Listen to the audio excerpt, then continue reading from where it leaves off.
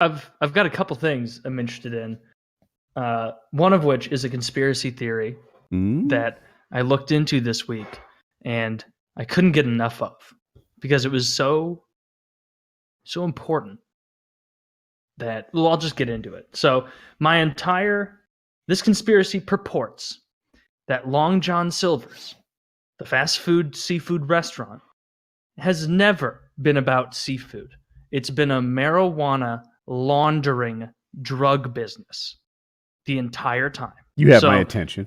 So buckle up. This is important. First of all, ask yourself, have you ever seen a very crowded Long John Silver's? I have. You haven't. You're lying. There's never been.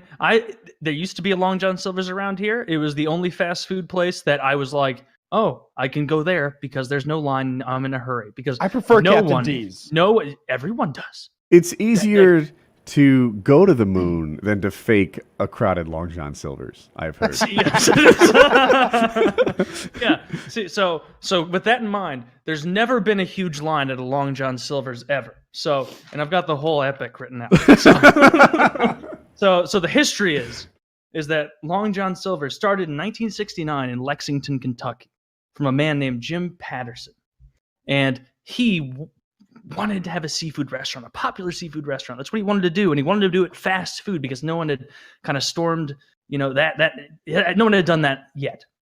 And so he's like, all right, 1969, fucking, we're starting our seafood fast food restaurant in Lexington, Kentucky. Never quite takes off. Meanwhile, there was a moonshining family only a few miles away that had made a fuck ton of money during Prohibition. But after Prohibition ended, they were struggling, and they were kind of, their ganghold on the area, ganghold, who knows how big it was in Lexington or in the surrounding areas. Big. It was, maybe, they were starting to lose their hold because income wasn't coming in as quickly. The guy's name was Johnny Boone. And Johnny Boone was the descendant of those moonshiners, the child of them, and he wanted to get his criminal enterprise back up. And so he decided, I'm going to get into marijuana. And so he started the Cornbread Mafia out of Lexington, Kentucky, which was all about bringing weed in, selling it, and making a bunch of money. And they did that for years. And eventually it got to the point where it's like, well, we can't launder this through little, locally owned gas stations and shit or laundromats anymore. It's not going to work. We need to find someone we can launder this through. Who do they find? Jim Patterson, the owner of Long John Silver's. They go, Jim, we got a lot of money. We know that your little seafood restaurant is struggling. How about we help you expand a little bit? And so for the next 20 years, Long John Silver's is expanding across the country. None of them have ever been busy.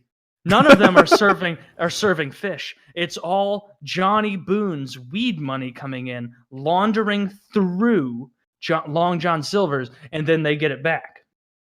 And so they both agreed to it. Jim Patterson is exploding. Long John Silver's is expanding all over the place. Meanwhile, everybody's saying, it's not a very busy place. Food's not very good. That's what people are saying. Ask anyone. And and so the pot is making so much money, and Long John Silver's is spreading so quickly that Johnny Boone becomes the godfather of grass in the South in the 80s. And so in the mid-'80s, the FBI starts looking into Long John Silver's and into Johnny Boone. And they catch Johnny Boone between 87 and 91. That's when the investigation was, and 91 is when they finally nabbed him up.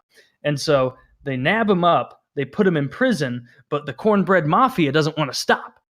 They're rolling. They've got lots of pot money. They've got so much pot money that they sponsored commercials for local politicians going against heroin because heroin was getting big at the time, and they wanted the public perception of heroin to be heroin's evil, heroin's bad, heroin will give you AIDS because, the 80s AIDS scare, and associating anything with AIDS in the 80s was a death sentence. And so they were associating heroin with AIDS as much as possible, and that did successfully for a little while in certain regions, slow down heroin consumption. And what did that do? Boost up marijuana consumption. And that helps the Cornbread Mafia a lot.